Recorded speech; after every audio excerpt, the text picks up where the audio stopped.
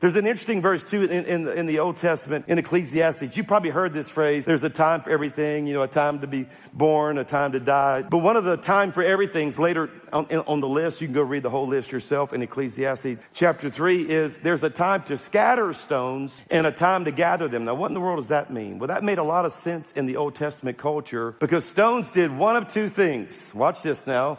They were what you would grab to inflict punishment on somebody you didn't like, or you took them and built them into a pile to turn them into an altar. And the Bible says there's a time to scatter them. No one's pick it up like, I'm so mad at you, I'm about to throw this at you and knock you upside the head. Come on, somebody. But the Bible says, the Bible's offering this thought, yeah, there are those that scatter them, but there's also a time to gather them. And for some of you, it's time for you to gather the stones instead of throwing the stones.